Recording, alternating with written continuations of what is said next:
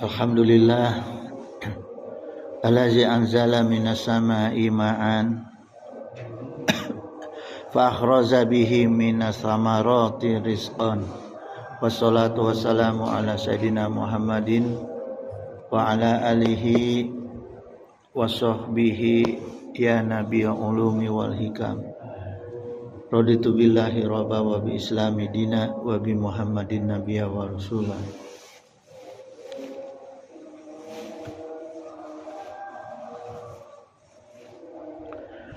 Hadratal muhtaramin summa ila hadratal kiram min jami sayhina ayyuhal mukarramun sahibal fudola allazi yahduruna fi hazal masjid jami almanan hafizakumullah wa ri'akum.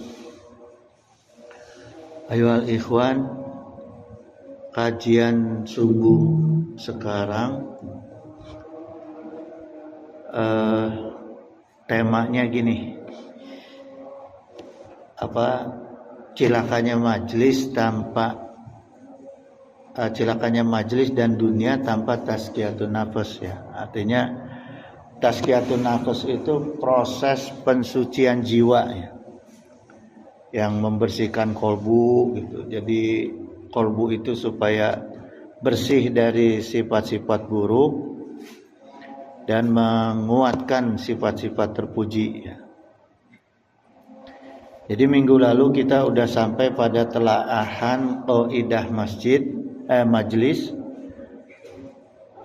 Kemudian seperti apa majelis yang harus kita pilih, yaitu yang isinya adalah kumpulan orang-orang yang jiwanya itu dasarnya iman, ittiba dan ikhlas. Itu majelis. Wa qala Nabi sallallahu alaihi wasallam man ta'allama ilman mimma yubtagha bihi wajhahullahi azza wa jalla gitu. Jadi siapa yang mempelajari satu ilmu, khususnya ilmu agama, itu harusnya dia itu hanya mengharapkan berjumpa dengan wajah Allah. Jadi bimakna ini berjumpa dengan wajah Allah itu adalah menemukan ridha Allah gitu ya. Jadi jangan ada yang lain kecuali hanya ridha Allah yang dicari gitu. La yata'alamuhu ila liyusiba bihi gitu. Dan jangan mempelajari ilmu hanya untuk mendapatkan aradon minad dunya gitu, keuntungan dunia aja ya. Lam yajid arfal jannati yaumal qiyamati, maka dia tidak akan menemukan wanginya surga di hari kiamat. Nah, kalau wanginya nggak ketemu berarti kan jauh tuh jemaah. Kalau saya misalnya pakai minyak wangi nggak kecium berarti kan jauh tuh. Kalau dekat pasti kecium. Nah, yang jauh dari surga ya neraka. Dan kita udah sudah paham bahwa innal jannata fi hazal alam gitu. Sungguh adanya surga di alam ini ya. Jadi kita jangan berpikir bahwa surga itu hanya nanti setelah mati, enggak. Sudah pernah disampaikan di majelis ini juga ya. Maknanya gini jemaah, kenikmatan apapun pada intinya di surga, kenikmatan yang paling nikmat itu ketika hati yang merasakan nikmat, qalbun salim ya. Itu kunci inti kenikmatan di surga. Enggak ada iri, enggak ada dengki gitu ya. Nah, kenikmatan surga di dunia juga diantaranya itu, hati kita itu jadi bersih gitu ya. Kemudian jamaah sekalian, wa qala Nabi sallallahu alaihi wasallam, innallaha ta'ala, sungguh Allah itu yubqidu kulla alimin bidunya, membenci. Nah, ini tegasnya nih ya. Allah itu membenci orang-orang yang alimin bidunya, orang-orang yang berilmu tentang ilmu dunia, jahilin bil akhirati, Tapi dia itu bodoh dina perkara ilmu akhirat. Nah, ini Allah paling benci nih jemaah. Ya. Jadi kita harus hati-hati nih. Gimana sekarang masalahnya dengan orang-orang umat muslim yang khusus hanya mempelajari ilmu umum, pendidikan umum dan sains misalnya. Ya. Sedangkan kan Allah tadi katakan benci tuh orang-orang yang hanya mendalami ilmu-ilmu dunia di luar ilmu agama, ya. Nah, gimana orang yang mau kuliah umum atau mau kuliah sains? Boleh, ya Pak. Kalau menurut saya boleh, ya. Tapi harus diimbangi dengan pendidikan agama gitu, ya. Maka di sini jamaah, kalau kita telaah dalam kaidah pendidikan, ya, atau kepentingan ibadah juga, Allah tidak hanya menekankan mendirikan masjid, tapi Allah juga menekankan mendirikan majelis, gitu. Ya, kenapa? Bukankah katanya masjid juga dipakai untuk pendidikan? Silakan boleh, tapi waktunya pasti terbatas. Pasti banyak keterbatasan tolabul ilmu di masjid gitu. Makanya Allah tegaskan juga pentingnya mendirikan atau mengadakan majelis ilmu di luar masjid gitu, ya. Wa qala Nabi sallallahu alaihi wasallam al-mujadalah, ini ayat 11, tafasahu fil majalisi. Berilah kemudahan, berilah kelapangan di dalam majelis. Ya. Artinya penekanannya di sini adalah membuat ruang yang luas bagi majelis gitu. Makanya gini jemaah, kaitan dengan dalil ini, makanya ketika saya mutolaah, oh pantas dulu itu mulai muncul banyak pesantren-pesantren modern, ya, yang mencoba menyatukan ilmu pengetahuan umum dengan ilmu pengetahuan agama gitu, ya. Nah, terus masih ada pertanyaan jemaah, ya. Ketika menulis ini saya masih berpikir lagi nih, saya masih bertanya, gimana kalau anak-anak kita, generasi kita yang khusus sekolahnya sekolah umum, dari mulai SD, SMP, SMA itu kuliahnya, sekolahnya adalah sekolah negeri misalnya, ya. Gimana cara mereka, generasi kita ini, untuk mendapatkan pendidikan agama supaya tidak dibenci ke Allah gitu, ya. Karena gini jemaah, banyak orang sekarang, ya, yang hanya mementingkan pendidikan umum kepada generasinya, tapi akhirnya generasi umat Islam itu bukan semakin baik, semakin bodoh. Di masa kegelapan Eropa, orang-orang Barat, justru disitulah muncul cahaya kemuliaan ilmu pengetahuan yang dikembangkan oleh Islam, seperti Ibnu Sina, ya, banyak ilmuwan-ilmuwan Islam justru ketika di saat terpuruknya bangsa Eropa, ya. Nah, cuma liciknya mereka, kemudian Islam dijajah, diambillah itu dan diakui menjadi hasil pemikiran mereka, padahal itu adalah hasil umat Islam gitu, ya jemaah. Jadi jangan mengira orang yang hanya belajar agama tidak mampu punya pengetahuan dunia. Salah gitu. Masalahnya sekarang yang dikembangkan pengetahuan agamanya itu pengetahuan agama yang dasar pertama, ya. Terus pengetahuan agama yang tidak menumbuhkan SDM, itu masalahnya sekarang itu, ya. Coba aja kita lihat kumpulan-kumpulan orang-orang pengajian yang kebanyakan itu hadroh, ya kan, solawat bagus gitu, ya. Tapi itu hanya untuk akhirat, untuk dunianya gimana pengembangan SDM-nya?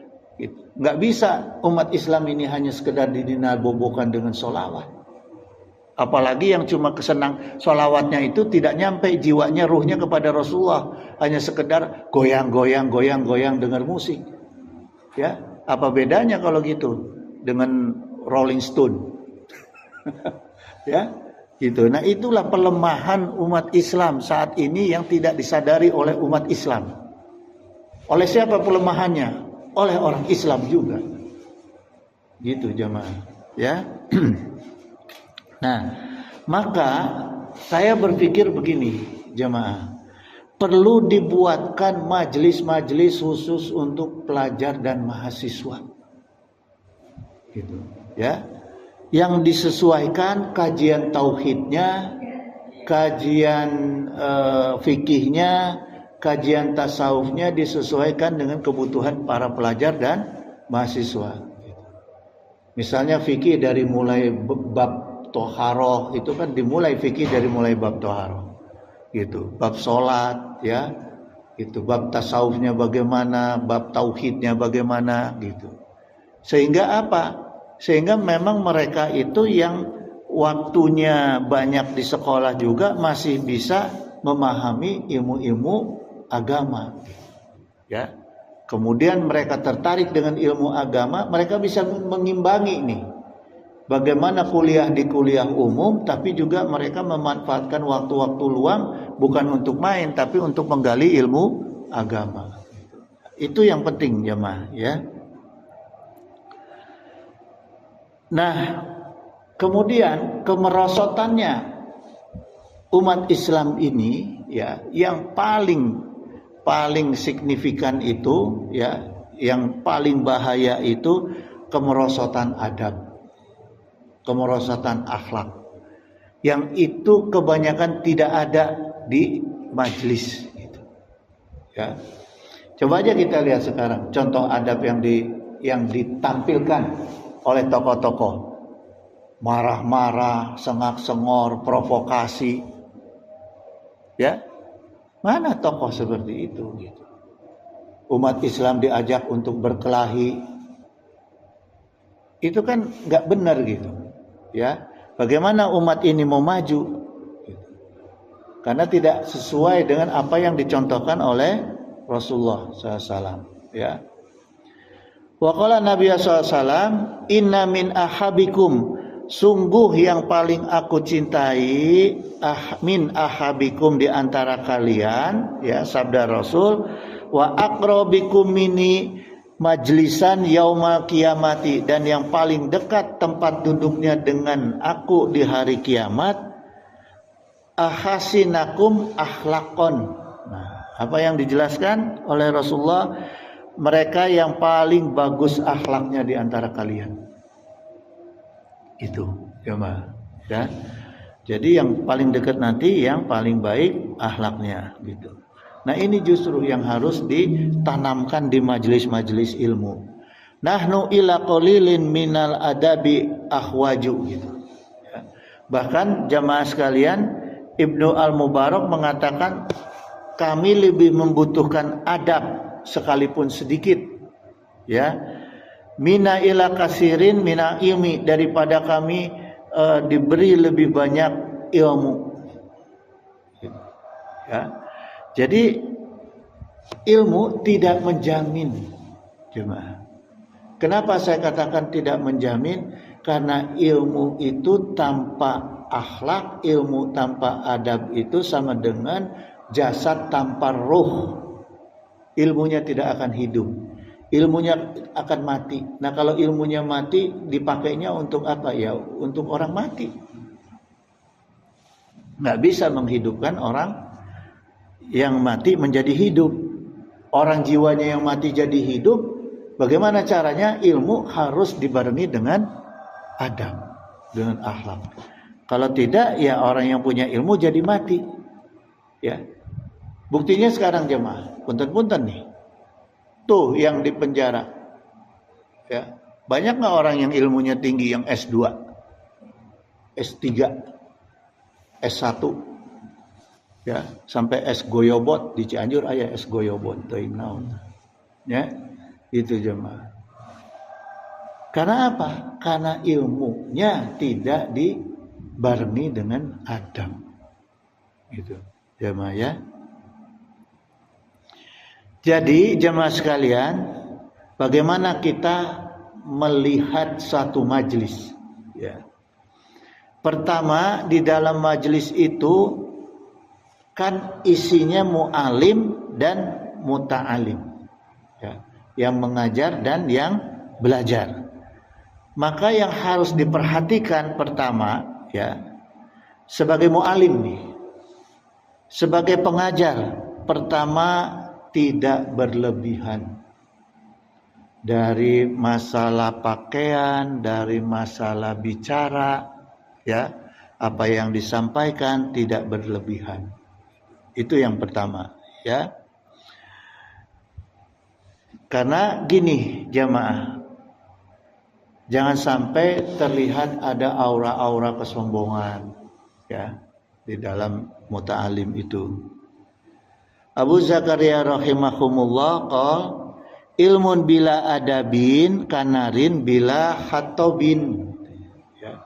Ilmu tanpa adab gitu, kanarin seperti api bila khatobin, tanpa seperti api tanpa kayu bakar, nggak bisa gitu, ya, nggak akan bisa hidup gitu, ya.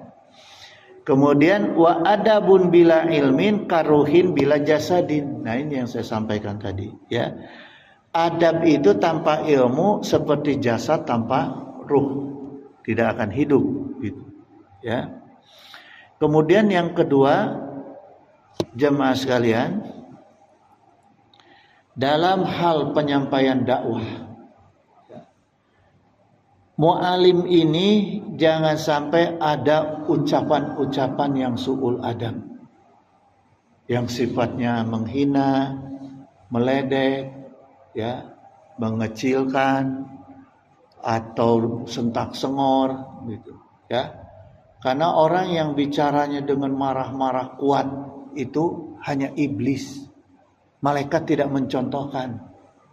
Jadi sekalipun ada orang pakaiannya pakaian nabi, pakaian kiai, kalau mulutnya keluar perkataan-perkataan yang keras-keras, yang marah-marah, itu dia sedang kemasukan iblis. Itu jemaah, ya. Gak ada para wali, para malaikat yang bicaranya marah-marah, itu gak ada gitu. Gak ada yang menghina, gak ada yang meledek gitu, ya.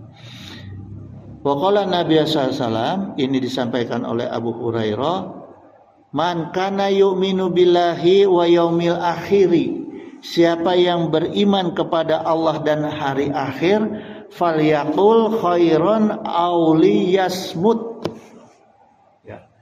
Tegas Rasulullah mengatakan, orang yang beriman kepada Allah dan hari akhir, maka dia itu akan berkata baik atau diam.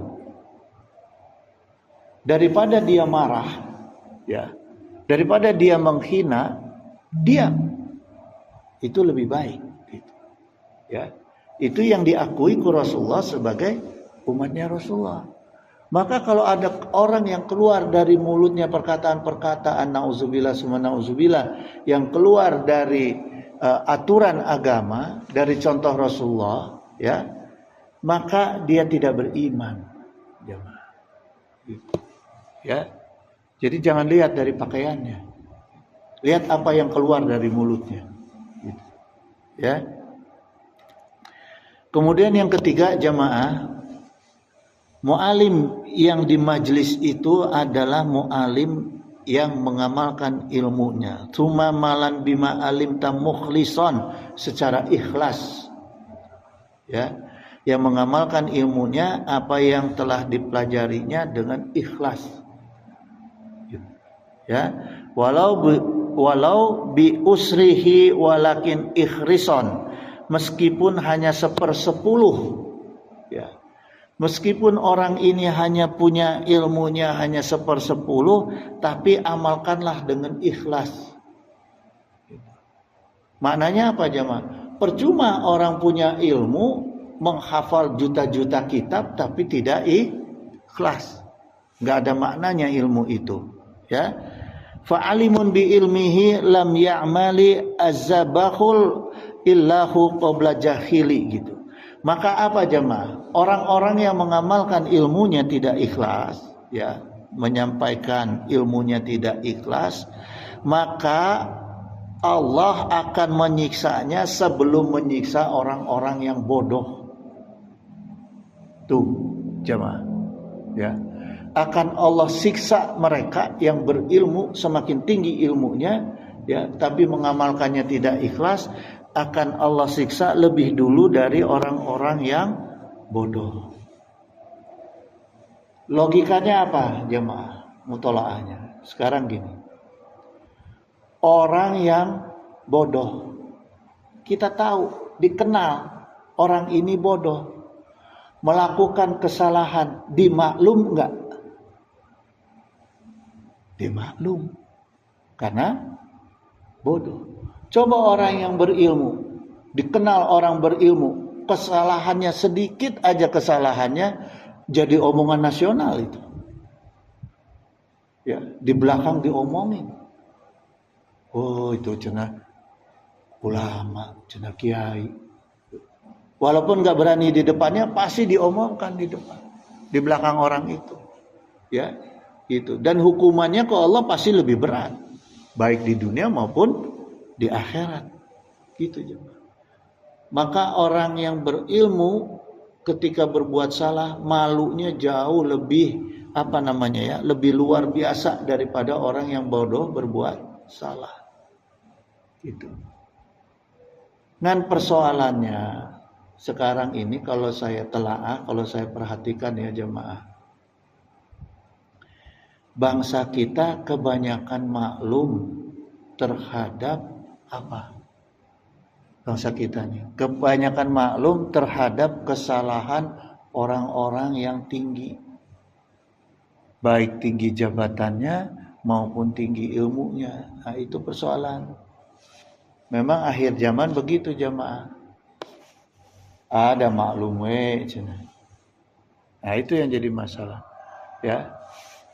Kalau di zaman Rasulullah itu hukum positif ya lebih rendah, lebih jarang diterapkan. Kenapa? Karena hukum masyarakat itu jauh lebih tinggi. Lebih terasa, ya.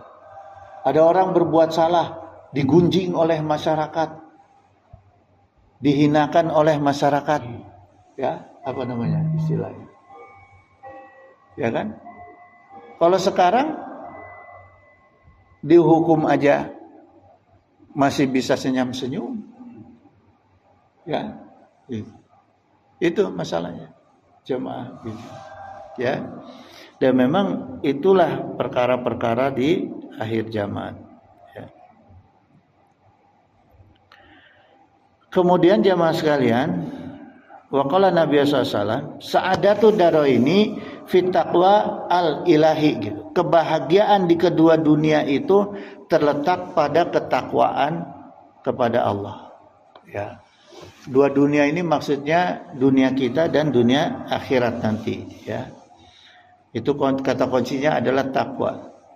Wahya min jahalatin lan tahsula. Nah, ini la-nya pakai lan, ya. Dan orang-orang yang bodoh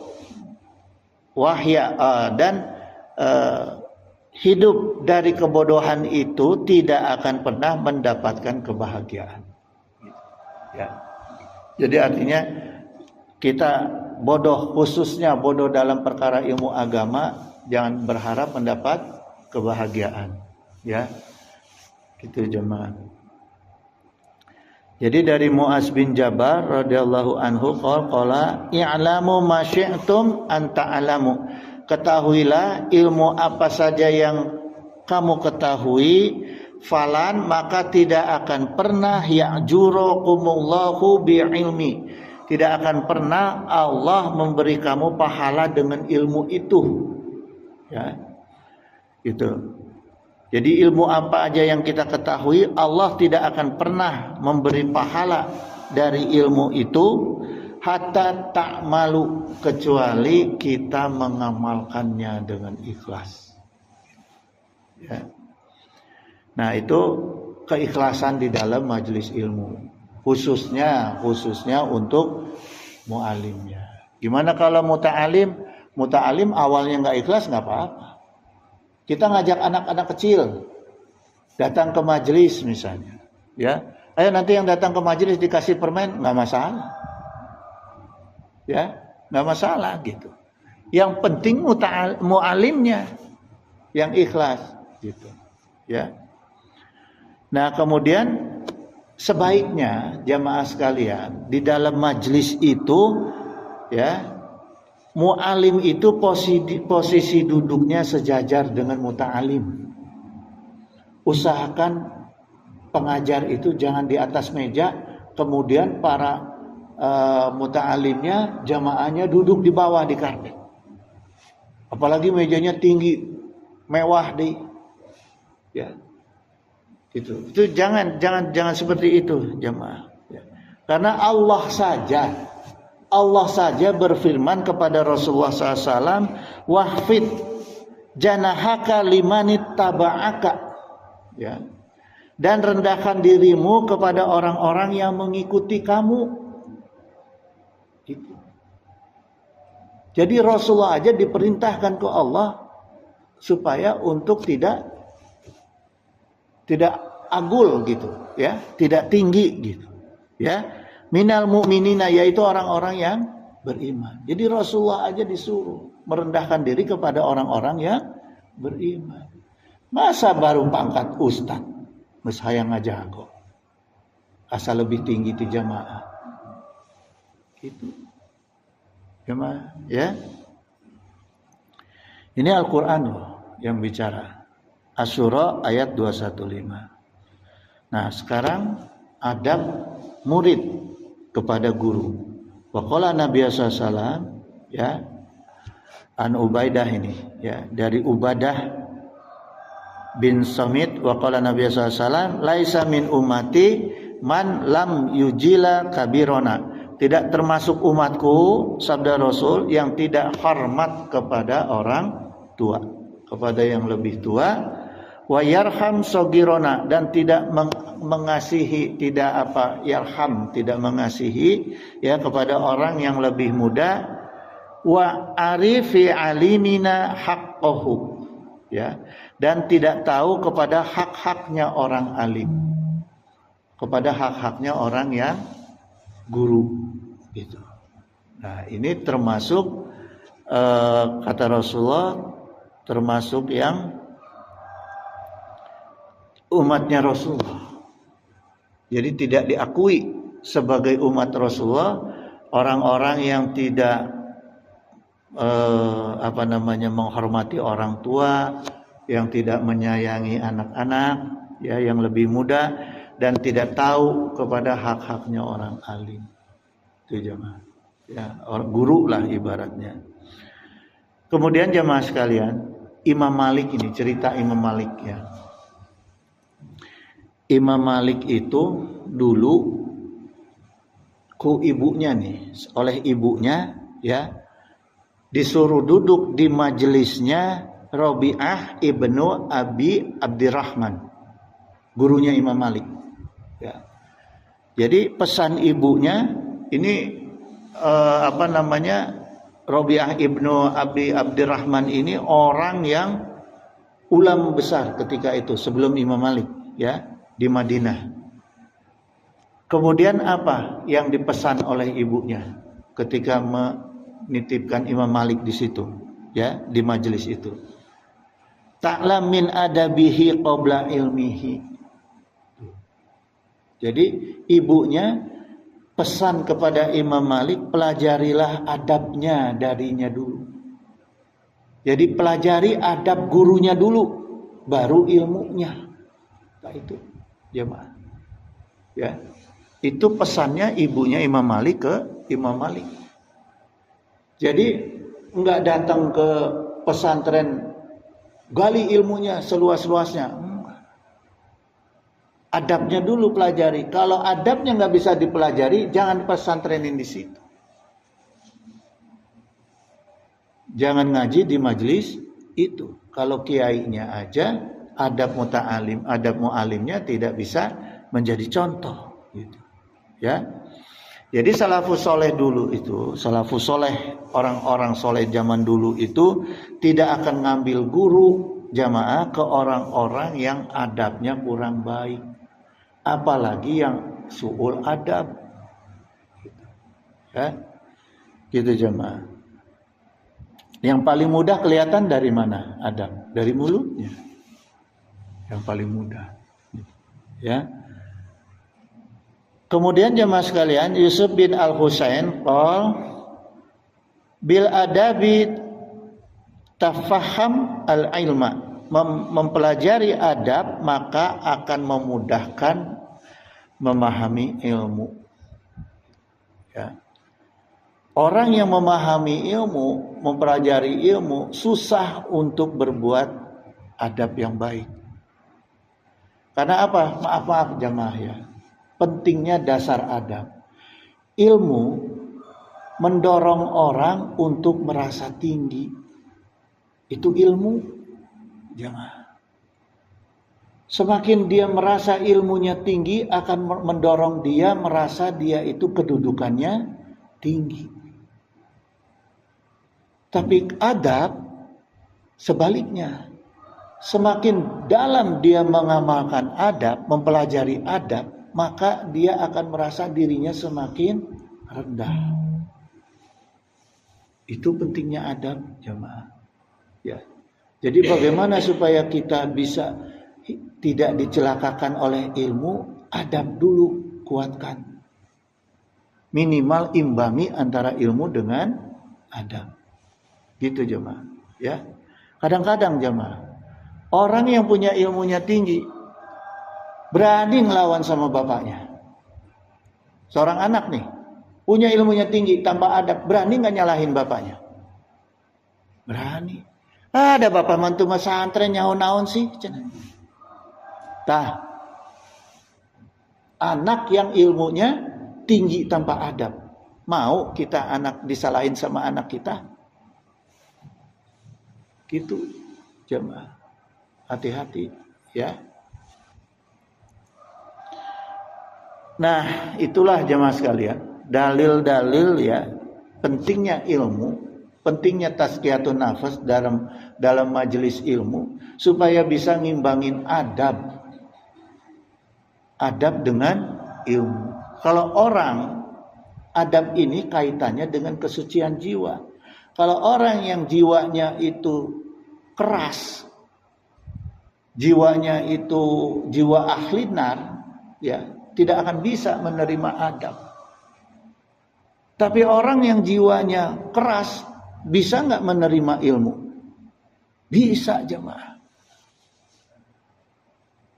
Justru banyak orang yang nafsunya besar untuk nafsu dunia, untuk kesohor, lebih semangat mempelajari ilmu. Coba aja. Ya, ada orang pengen jadi terkenal nih. Saya pengen jadi ustadz terkenal. Ya, penting nggak adab? Nggak penting. Yang dia pelajari ilmu setinggi-tingginya supaya dia bisa ceramah, supaya dia bisa terkenal. Tapi orang-orang yang ikhlas lillahi ta'ala, adab dulu didalami.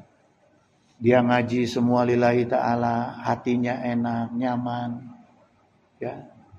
Gak ada rasa ingin dipuji, gak ada rasa ingin dibayar. Pokoknya semua lillah, ridho karena Allah. Jalan jauh-jauh dari rumah gelap-gelap datang ke majelis.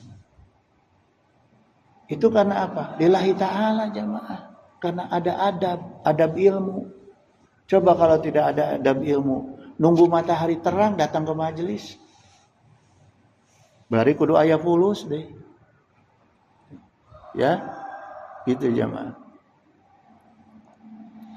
Maka adab-adab seperti itu yang dicontohkan ku Rasulullah ini harus dicontoh dan diamalkan ku para ulama, para kiai, para ustadz, para mu'alim. Supaya umat Islam ini jadi baik kembali. Umat Islam ini jadi SDM-SDM-nya sesuai dengan ketentuan yang dicontohkan ku Rasulullah, yang diinginkan ku Allah. Itu jemaah ya. Kalau sekarang ini semakin hari umat Islam semakin terpuruk. Umat Islam bukan semakin bodoh, semakin pintar, tapi semakin jauh dari agama. Semakin hari. Kenapa? Karena minimnya contoh adab dari para mu'alim. Itu jemaah. Ya.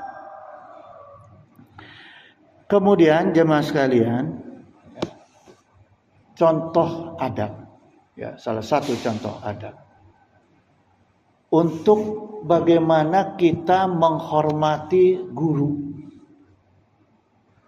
Ya, contoh adab jamaah atau santri untuk menghormati guru.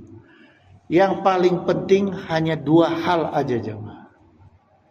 Niatnya menghormati guru itu pertama mahabbah, cinta pada guru, ya.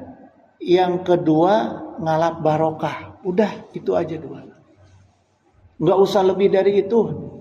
Nggak usah mengkultuskan guru sehingga guru itu akhirnya jadi lebih dari nabi. Sampai ngesot-ngesot, sampai kan nyuci kaki, nyium kaki, nggak boleh. Dan yang boleh sujud kalau Rasulullah mengizinkan sujud itu istri kepada suami. Itu yang disampaikan Rasulullah. Ke guru gimana ke guru? Mahabbah, cinta kita sama guru. Apa buktinya cinta? Itu aja, pelajari. Kemudian ngalap barokah. Jangan sampai mencelakakan guru. Ya, guru dipuja-puja, disanjung-sanjung, akhirnya cilaka guru. Coba. Cilakanya kenapa? Si guruna jadi sombong, si guruna jadi takabur, si guruna jadi ujub, jadi cilaka. Ulah. Kita mah jadi santri, jadi jamaah, jangan mencilakakan guru, mata jangan berlebihan kepada guru. Cukup 2. Mahabbah dengan ngalap barokah. Gitu. Ya, ngalap barokah, minta doa kepada guru. Ya. Bahkan ada orang santri dulu ngalap barokah itu, ya, nggak pernah ikut pengajian gurunya, tapi ngurusin sendal guru. Ngalap barokah, boleh. Gitu. Yang penting jangan berlebihan. Itu. Jemaah, ya. Nyuciin baju guru di pesantren mah baheula gitu. Ya. Parebut nyucikan baju guru teh. Gitu. Ya, itu jemaah. Yang penting jangan berlebihan. Kenapa jangan berlebihan? Allah Ta'ala berfirman dalam An-Nisa ayat 171, ya ahlal kitab. Nih, yang dipanggilnya ku Allah para ahlul kitab. Ahlul kitab tuh Yahudi, Nasoro itu ahlul kitab. Ya. La taglu fi dinikum. Ya, jangan kamu melampaui batas berlebihan dalam agama kamu. Ya. Allah sudah ingatkan, ya. La taglu fi dinikum. Jangan berlebihan dina perkara agama kalian. Allah sudah ingatkan, jangan berlebihan, ya. Wala taqulu 'alallahi ilal haqq, dan jangan kamu mengatakan terhadap Allah kecuali yang hak. Ya. Maka pesan Allah di sini yang tegas itu jangan berlebihan dina perkara akidah berlebihan. Ya. Terus dari ibadah berlebihan, sunnah berlebihan. Karena tegas Rasulullah mengatakan, man ahdasa fi hamrina azama laisa minhu fahuwa radun. Barang siapa yang ngada-ngada dina urusan perkara kami, maka ditolak. Contohnya apa jemaah? Fenomena sekarang yang di medsos. Kuburan dihias-hias, dibangun semewah-mewahnya. Berlebihan gak itu? Berlebihan. Cilaka itu. Saya pastikan cilaka. Ya. Tanggung jawab saya cilaka itu. Ya, jemaah. Rasulullah tidak menginginkan itu. Itu, ya. Boleh nggak di tembok? Boleh. Tapi ulah di delewihan. Sampai ke sholawatan, ibadah di depan kuburan. Nih, jemaah. Kita datang ke kuburan itu bukan menyembah. Ya. Kita datang ke kuburan itu prinsipnya membahagiakan ahli kubur. Maknanya silaturahmi. Ya. Ini dalam Duratun Nasihin. Dalam Duratun Nasihin. Kalau kita membaca La ilaha illallah sah kalau kita ngerti artinya. Sah kalau ngerti artinya, ya, kalimat tauhid. Jadi keabsahannya kalimat tauhid kalau ngerti artinya. Panjang pendeknya salah kumaha dimakfum. Dimakfum. Ya. Kalau baca sholawat itu mau salah, mau nggak ngerti, jadi dapat amal, dicatat. Ya, itu dina sholawat. Gimana kalau baca Quran? Baca Quran syaratnya nggak ngerti nggak apa-apa, tapi bacaannya harus benar, tajwid tahsinnya.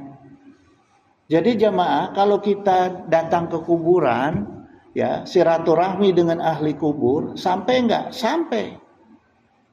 Kalimat tauhid kita sampai nggak? Sampai. Doa kita mendoakan ahli kubur sampai nggak? Sampai. Gitu. Bacaan Quran sampai nggak? Sampai kalau tahsinnya benar, bacaannya benar. Tapi kalau kita ngaji Quran, Bismillahirrahmanirrahim, Yasin, Al-Qur'anul Hakim, innaka laminal mursalin. Sampai enggak? Enggak. Jadi jangan gegabah membaca Al-Qur'an di depan ketika ziarah ke ahli kubur. Lebih baik banyakkan sholawat. Dan la ilaha illallah misalnya. Ya. Hasbunallah wa ni'mal wakil misalnya. Ya, kalau bacaan Quran benerkanlah. Gitu. Ya, bacaan Qurannya benerin baru apa kita bacakan di ahli kubur gitu. Ya.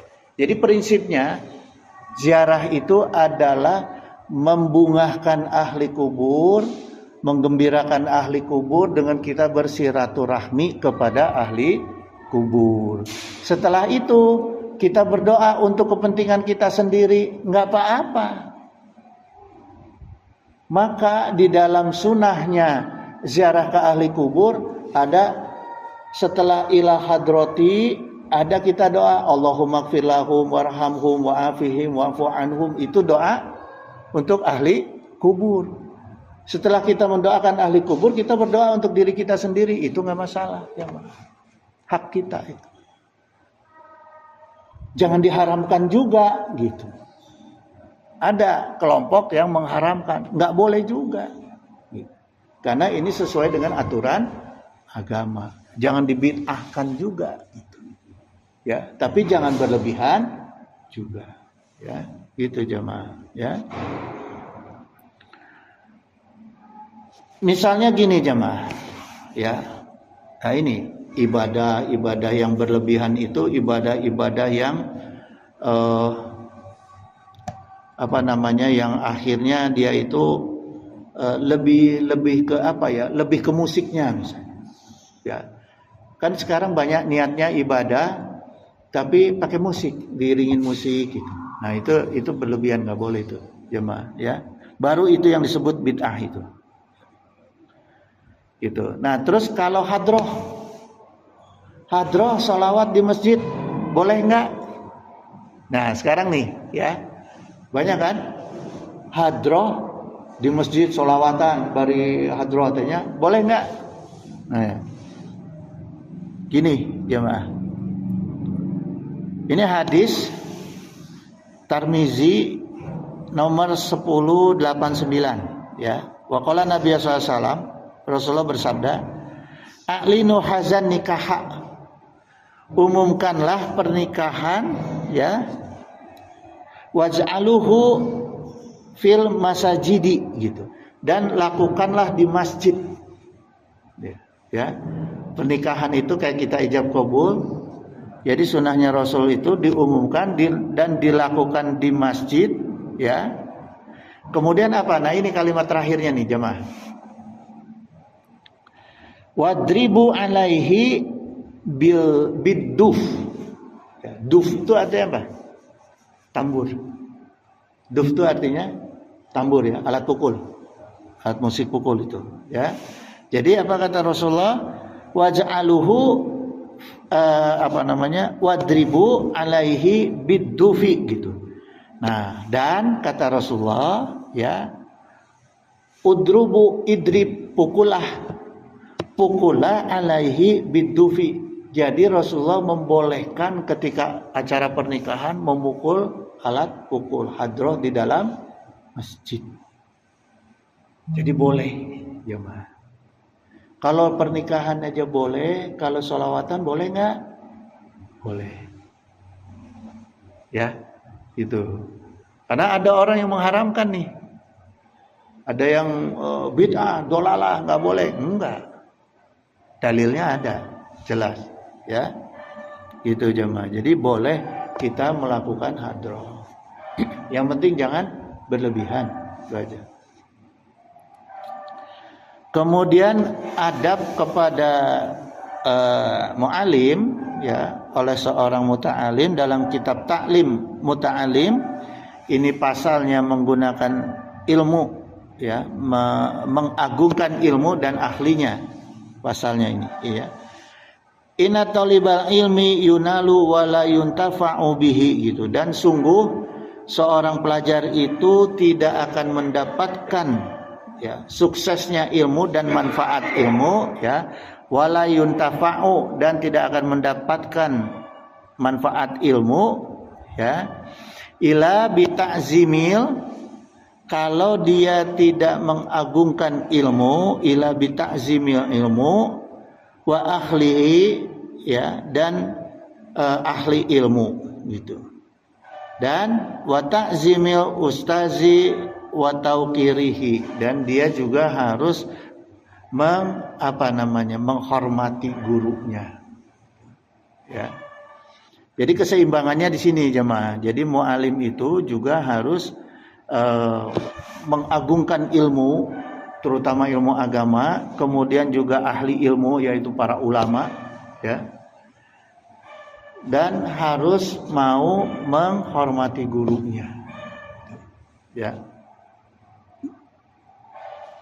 Wa qala Nabi sallallahu alaihi wasallam,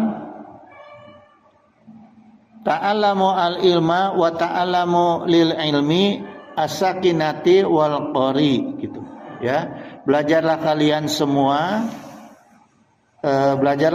semua ilmu. Ini yang dimaksud semua ilmu itu akidah, syariah, akhlak, ya. Ilmu fikih, ilmu tauhid, fikih, tasawuf, ya.